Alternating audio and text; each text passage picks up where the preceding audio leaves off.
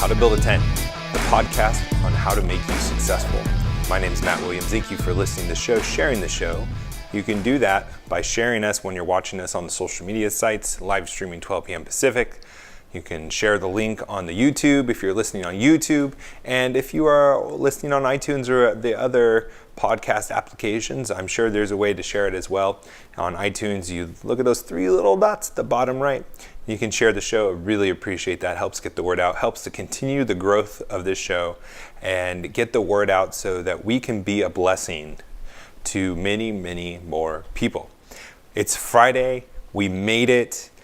I'm so excited for the weekend. I hope you are as well. I have a tennis match coming up, and because of how busy I've been and how so many different things have been going on, I have not played in a long time, so it's going to be a really, really painful match because I'm going to be totally rusty. And if you play tennis, you know you definitely need to be in the zone or you're going to be making stupid mistakes. So I'm going to look forward to making dumb mistakes, but I'm going to be thankful to be playing tennis in Hawaii for the little time I have remaining.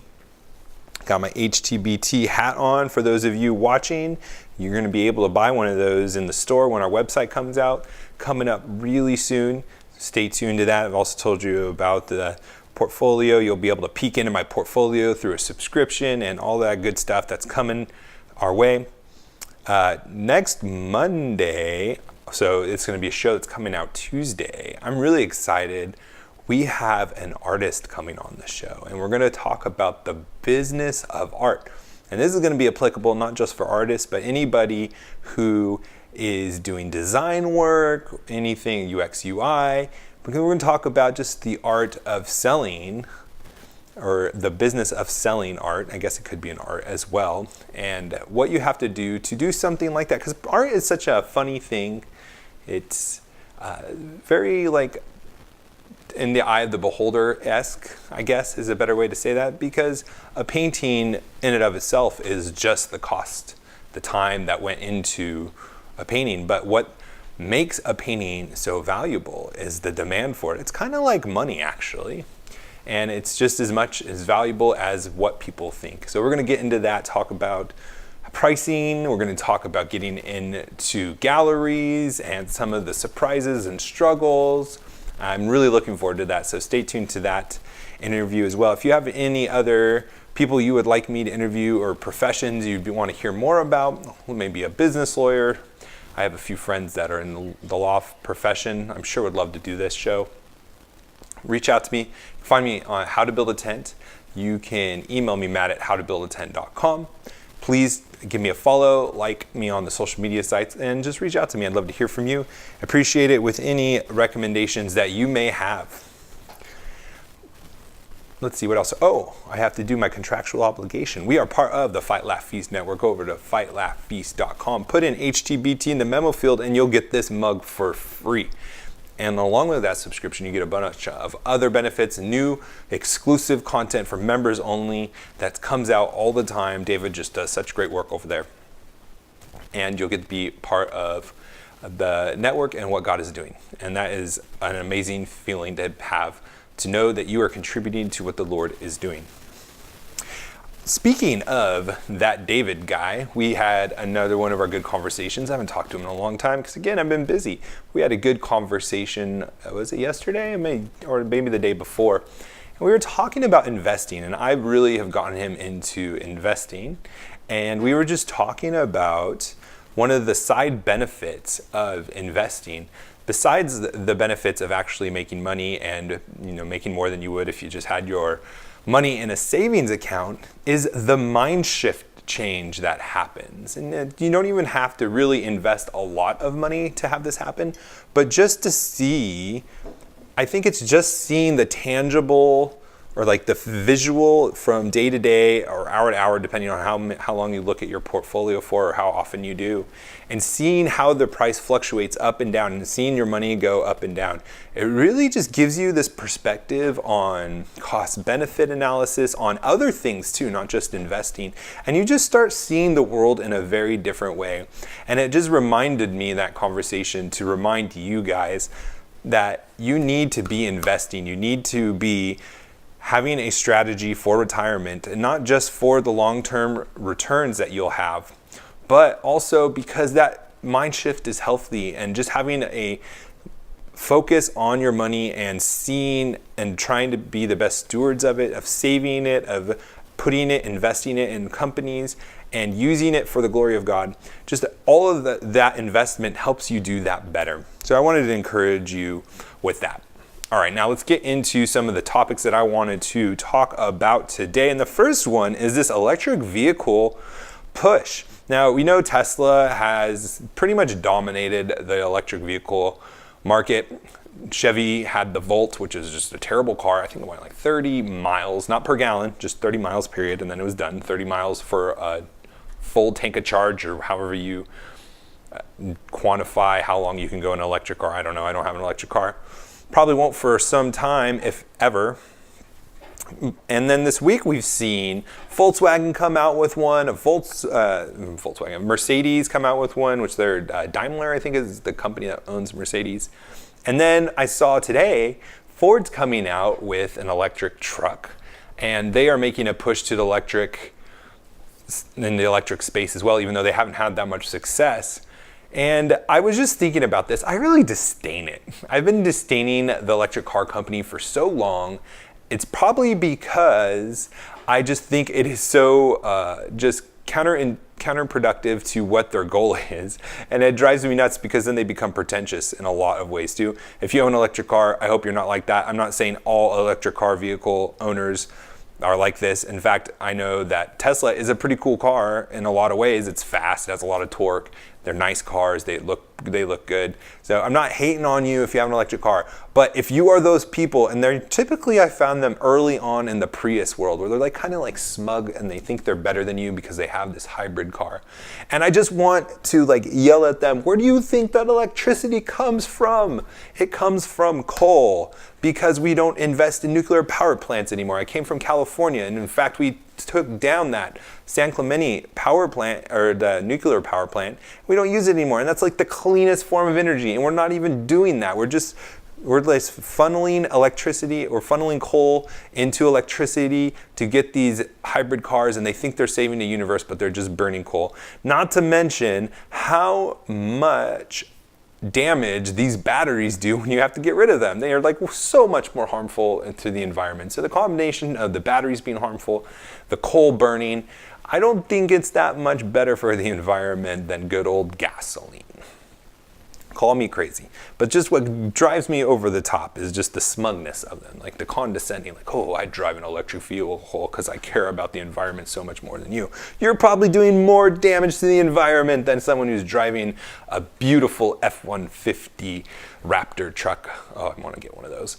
Or, you know, another big truck, another big car gas guzzler. Anyways, and then also from a business perspective, it drives me nuts because you're paying a premium that you're probably not going to get paid back for as long as you have the car, because the battery goes out, you have to replace the battery, you have to replace the engine, and you end up just getting a new car. So you're really just spending more money to do worse for the environment, and you feel more superior than the normal person. So anyways, that's my feeling about it. But then I came to the realization that as long as the government isn't subsidizing these things like Tesla, and I think they do it with Cruise. I think they give like vouchers and tax breaks and things like that. But as long as these companies like Ford, Mercedes, you know, they're doing this, they're coming out with these cars, they're trying to make it work, I should just I should just be cool about it. You know, like, all right, yeah, you do your thing, and hey, maybe it'll work out and these electric cars will become awesome. Maybe we'll wake up to the amazing blessing of nuclear energy and start reinvesting in nuclear power plants, and we'll get really awesome electric vehicles with awesome energy, and we will be, you know, helping the environment, and we'll have cheap energy, and it'll be really cool cars with a lot of torque. Because I mean, honestly, electric car for an electric truck would be amazing because of how much torque the electric engine can create. Or is it a motor? I think it's technically a motor if it's electric. So I'm not going to be any more like against it, or I'm not going to have those like those feelings where I just need to let go. I'm just going to be okay with it, and that's where I'm ending up with that. Another awesome, well, I guess it's not another awesome because I don't think the electric cars are awesome right now, but another story that is awesome is Jeff Bezos and his company, where he's sending people, or he's planning on sending people not just to outer space, but to the moon. And what struck me about this is that he wants to manufacture goods on the moon and then send them back to Earth. And it's amazing to me because, one, I've never thought of that before.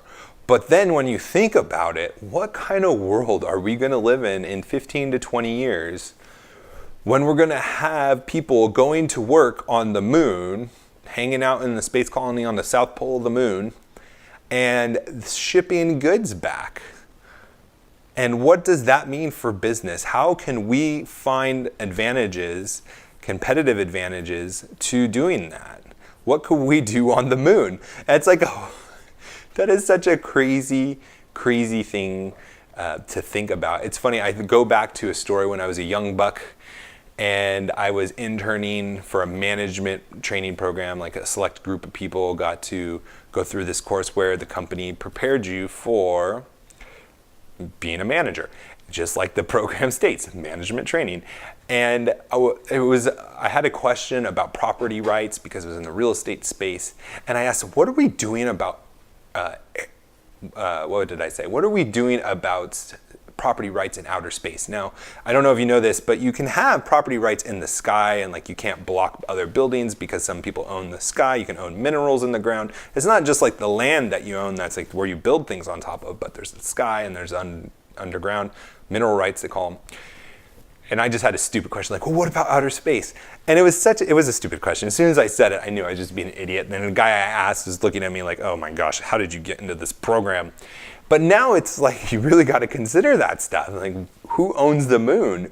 Like, what is Jeff Bezos going to do when he plants this factory on? Can he buy like space? Who's he buying the moon from?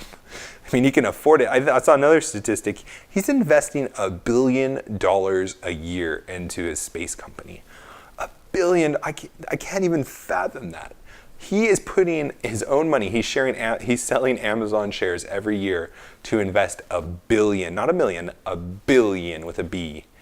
Bravo, $1 billion in a company.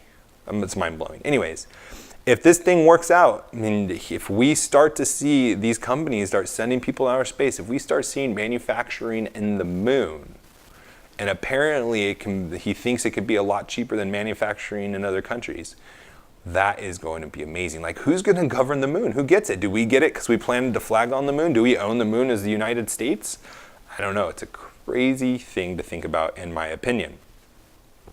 And one of the things that they were able to do is, thanks to Elon Musk actually, is kind of came up with the idea of reusing rockets and getting rockets to land and be able to be reused, refueled, instead of just letting them explode or letting them fall into the water and then never use them again. And I've also thought about that, like, while thinking about this moon landing stuff, is why didn't the government ever think about that? Why didn't the government ever think about reusing rockets? And it's probably just the simple reason, and I have no reason to doubt this, is that governments aren't designed to cut costs. Governments aren't organized that way. You don't get rewarded to cut costs. And that might be an interesting solution to this bloated government that we have. If anyone has a little inside tip to Trump or somebody who's overseeing management of a big government entity, is why don't you start putting in incentives for people to cut back on their budgets? Imagine, like, NASA is really smart. Like, the people that work at NASA are really smart. Why didn't they ever think about that? Because their mindset is not at all about cutting cost. And I've had some good conversations with people and saying that there is a role for them to play, the government to play, and coming out with new things, spending a lot of money on research. I'm not talking about that. But there should also be, on top of spending money on research and doing things that the private companies aren't set up to do because they'll lose so much money, there should be like some incentives for us to start cutting back on our costs. And I won't get any more into that because I've already talked about that before. But it's a good point to remember. We need to figure out how to start cutting back costs. Granted, most of our costs our government spending is entitlements, and that's a whole nother animal. But maybe there can be some incentives to play in that as well. The next story that I saw that was just absolutely fascinating, I loved it, because one of my biggest pet peeves is this gender pay gap myth and how employers are so evil because they pay women 30% less than men. And I always just come back, well, then why doesn't a smart business person just hire a whole woman staff and then pay them 30% less and make 30% more than their competitors because they have men on their staff? And that obviously doesn't work because it's obviously not true.